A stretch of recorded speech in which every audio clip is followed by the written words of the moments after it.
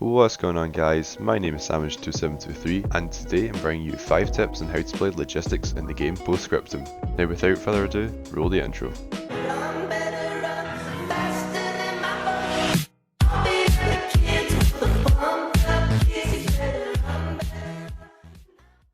Let's start the video off with tip number 1. Fortify your objectives early.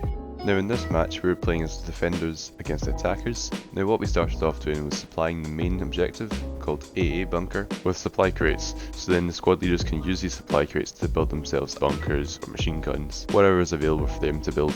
They can do it with a supply crate. Now, although we were supplying the front line AA bunker with supplies, our main focus was actually on ammo dump, which is the next objective down the line. We started building ammo dump up with bunkers, machine guns, anti-tank guns, flak 36s, also sandbags and other traps, mainly because we knew the enemy were going to take the objective, the first one at least. So we were going to get ourselves prepared for the next assault, and we held off quite well. Unfortunately we did get shelled by mortars, however we kept falling back and building more defences within the upcoming objectives. Which brings me on to tip number 2.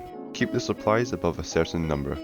Now when I say this, I don't just mean keep it above 100 or keep it above 200, I mean into thousands. So in this match, I told my squads to do continuous supply runs. I was driving the logic truck sometimes, they were driving it the other times, and I told them to keep the supplies on each objective we were defending above 5,000. Now that's a really good number because it allows both ourselves and infantry to build as many things as we could actually need at the time. Now keeping it above a certain number is also great because it gives you a reserve, it gives you a stockpile. If you have a large stockpile of spare supplies to be used, then you can use that, it's at your disposal. Having that there makes you feel more secure. If you've got more supplies than you need, then you've got plenty more to build. If you've got, let's say, 4 bunkers on the eastern front of the battlefield, build more MGs to fill up the gap between each bunker. Reinforce it. Now this does come with a cost though. You can build as many things you want to, but as soon as they're destroyed, that's when tickets then get deducted from your total score. Now if you build a flak 36 and that gets destroyed, then you've lost 20 tickets. I'm assuming it is 20 tickets per flak 36. So if you build that and that gets destroyed straight after you've built it because someone who's been spying on your logistics section has spotted it and marked it for artillery fire, then you've just wasted the resources and 20 tickets for your team, which is why you have to always be aware of what is around you. Unfortunately in this situation it was a sniper and he kept taking us out, as well as an AT guy who tried to destroy our placements at the ammo dump. We couldn't really do much about this. We got our infantry support eventually, but it was too late. They called in the artillery strike and mortar strike, which led us to our inevitable fate. This brings us on to tip number 3. When fortifying a specific area, make sure all sides are covered. Now this footage alone is a prime example why you should be doing this, because just like in my last tip where I was explaining about the enemy spying on us, if we had covered all sides, that wouldn't have happened. They might have seen us, but we'd have instantly taken them out without any hassle at all. If we had a machine gun set up or a bunker to cover our position, make sure there's fortifications on every single front.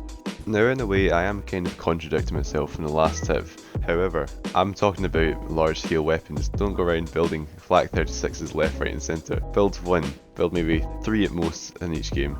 If you put down a machine gun, it only costs you, again, I don't know the actual value, let's say 10 tickets. 10 tickets isn't too bad to lose in comparison to losing 20 tickets, but that only applies if your weapon does get destroyed. Now whenever fortifying a building, try and get every single entrance covered, like putting down sandbags or hedgehogs or MGs down the front doors. If it's got large windows which are able to be shot out of, put sandbags there. Potentially even put another MG out there if it's got the space for it. Just as long as you've got the whole building secured and ready for any enemy attack heading your way.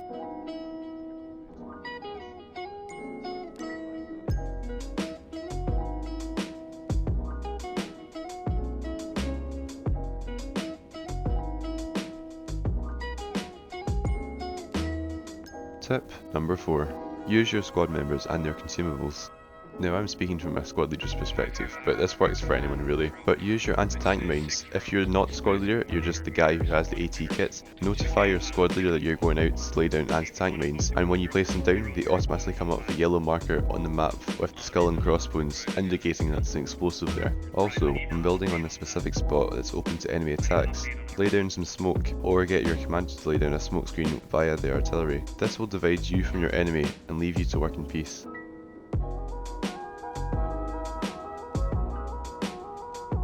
Tip number 5. Sabotage the enemy supply lines. Now this point is really important because if you cut off the enemy supply lanes, then they cannot supply their infantry or their fobs or their mortar bits. You're basically isolating the infantry on their own, which gives your team, let's say you're defending, the perfect chance to take out the enemy by flanking them, which will hold them off for a further, let's say, 10 minutes. Which is 10 more minutes for you to build things, which is why you should be cutting off the enemy supply lanes. Now the way to go about this is similar to my last point where I told you, get your AT guy, if you have that guy. Get him to take a logi truck, go to a specified location, preferably next to the main roads, hide the logi truck, build an ammo crate, and then lay down your anti-tank mines. Once you've laid down your first set of anti-tank mines, go back to the ammo box, resupply, and repeat. And just lay down as many anti-tank mines as possible. It's really good on maps where we've got tram lanes on the main roads, where if there's a tram in the way, the tank or vehicle or whoever will be forced to go left or right hand side of the tram, depending which side of the road it's on. If you can place down anti-tank mines on that space, they are forced to go through that space to get to their destination. Therefore, if you have anti-tank mines laid down there, it will destroy them, it will blow them up and also block the roads. So that is definitely one way of disrupting enemy supply lines. Now I'm going to show you some footage of the map Stone when I was also playing as the Germans attacking the French, and I was laying down anti-tank mines on the enemy's side of the map on the main roads, disrupting the supply lines. So here's the footage now.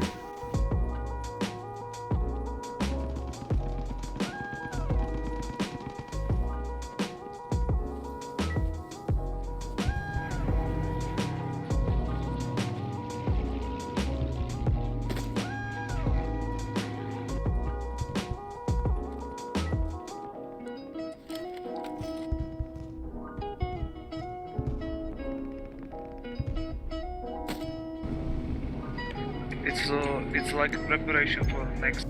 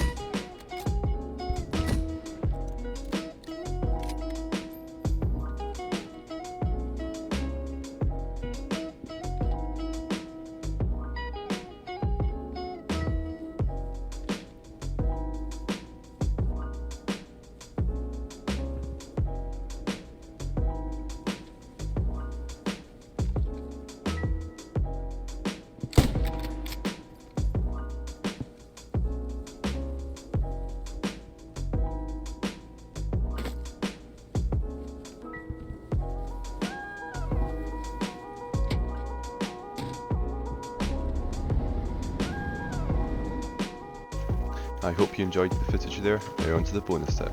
Now the bonus tip is enjoy playing in logistics section. It's quite low pressure, it's really enjoyable, I find at least. You get to basically do your own thing. If you tell your squad when and where you're going to be building, and also what you're going to be building, then they will follow along because you need each other. In logistics there only is 4 of you, so it's important you stick together, or if you are going to split up, make sure you know what your primary objective is. Also, on a side note, is it just me who feels a sense of unlimited power when playing on the Flak 36?